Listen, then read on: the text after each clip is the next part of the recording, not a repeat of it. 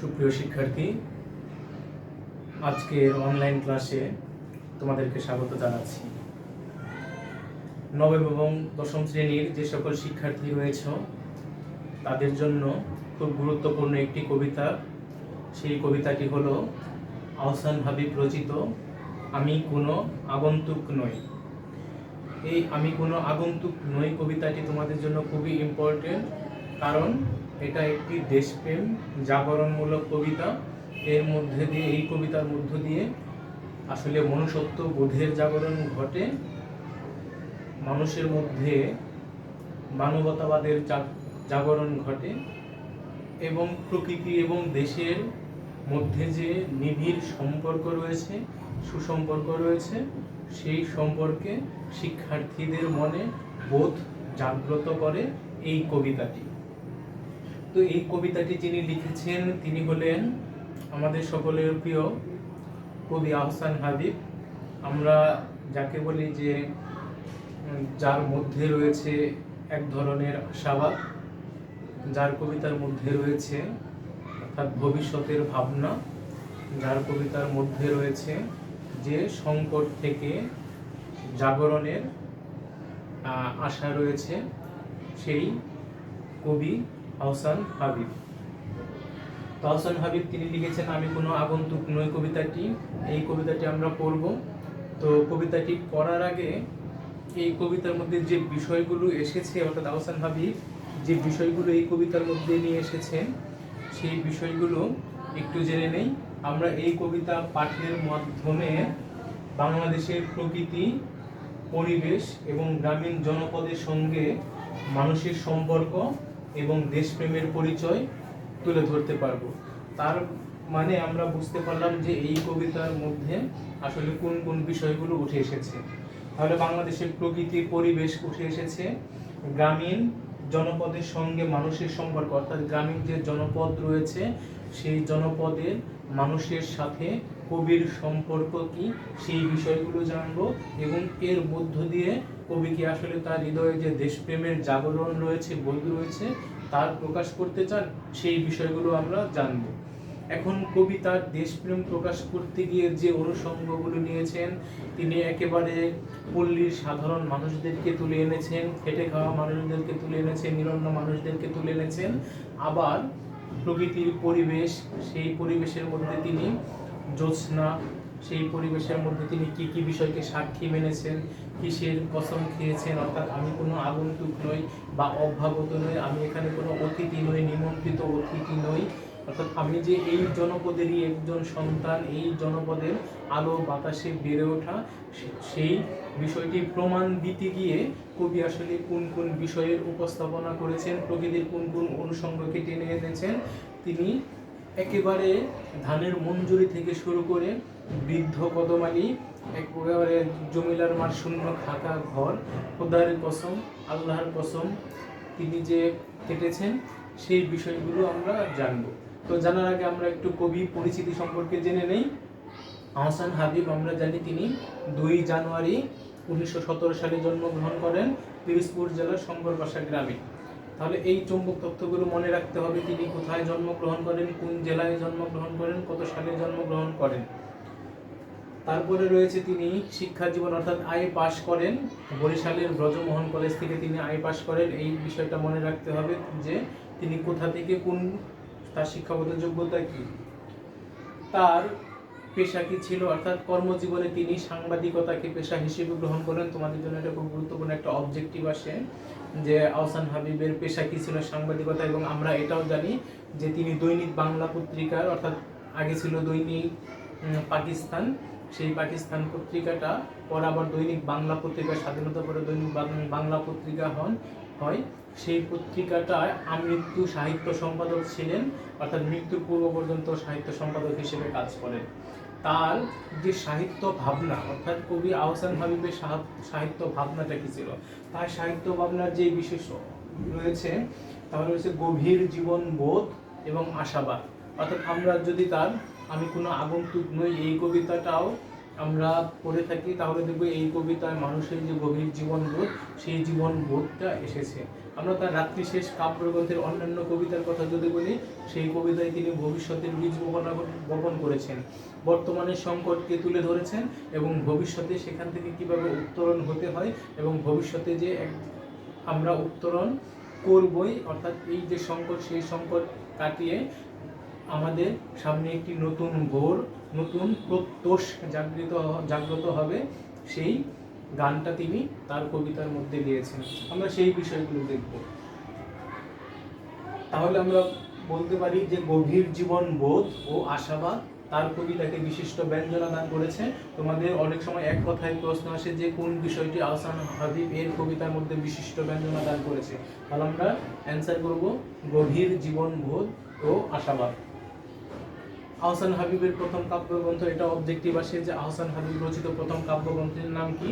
আহসান হাবিব রচিত প্রথম কাব্যগ্রন্থের নাম রাত্রি শেষ। এই যে রাত্রি শেষ, আসলে এটা কোনো সাধারণ রাত্রি শেষ না। কবি এখানে এই যে বাংলাদেশ, অর্থাৎ তিনি যে সময়কালে এই কবিতাটি লিখেছিলেন, যে 47 উত্তর যে সময়টা, সেই সময়টাতে অর্থাৎ বাংলাদেশের যে সংকটটা, অর্থাৎ আমাদের পাকিস্তান সৃষ্টি হলো, মানুষের মধ্যে আশাবাদ ব্যক্ত হয়েছিল যে পাকিস্তান হওয়ার পরে হয়তো আমাদের কাঙ্ক্ষিত স্বাধীনতার যে সুফলটা পাবো, কিন্তু সেটা যখন হলো না, তিনি আবার নতুন স্বপ্ন দেখলেন, নতুন স্বাধীনতার স্বপ্ন দেখলেন যে এই বাংলাদেশটা স্বাধীন হবে।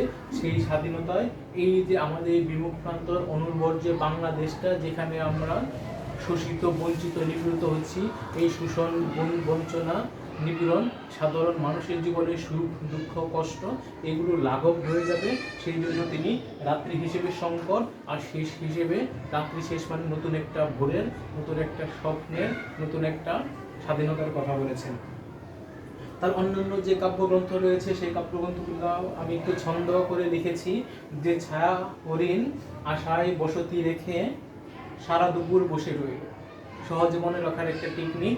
যে আহসান হাবিবের যে কাব্যগ্রন্থগুলো রয়েছে, যে ছায়া হরিণ আশায় বসতি রেখে সারা দুপুর বসে রইল, কারণ মেঘ বলেছে চৈত্রে যাবে, কারণ মেঘ বলেছে চৈত্রে যাবে। আর আমরা এক টানে যদি পড়ে থাকি, ছায়া হরিণ আশায় বসতি রেখে সারা দুপুর বসে রইল, কারণ মেঘ বলেছে চৈত্রে যাবে। আমি আবার লিখে দিয়েছি, দাগ দিয়ে দিয়েছি আন্ডারলাইন করা। এই আন্ডারলাইন করাগুলো হলো আহসান হাবিব রচিত কাব্যগ্রন্থ ছায়া হরিণ আশায় বসতি সারা দুপুর মেঘ বলেছে, লিখে দিয়েছি মেঘ বলে চৈত্রে যাব। তার একটি উপন্যাস রয়েছে আহসান হাবিব রচিত একটি উপন্যাস, সেই উপন্যাসটি হলো কিশোরদের জন্য, এই কারণে বলা হয় কিশোর পাঠ্য উপন্যাস। সেই উপন্যাসটি হলো রানী খালের সাঁকো। সাঁকো বানানটাতে অবশ্যই চন্দ্রবিন্দু ব্যবহার করতে হবে। তাহলে উপন্যাস রানী খালের সাঁকো। তার অন্যান্য যে পুরস্কার, তিনি পুরস্কার পেয়েছেন ছোটদের জন্য, তার কবিতার বই রয়েছে দুটি। একটা হলো জ্যোৎস্না রাতের গল্প, নাম জ্যোৎস্না রাতের গল্প, আসলে এটা হলো একটি কবিতার বই, মনে রাখতে হবে। আবার আরেকটা হলো ছুটির দিন দুপুরে, এই দুটো মনে রাখতে হবে।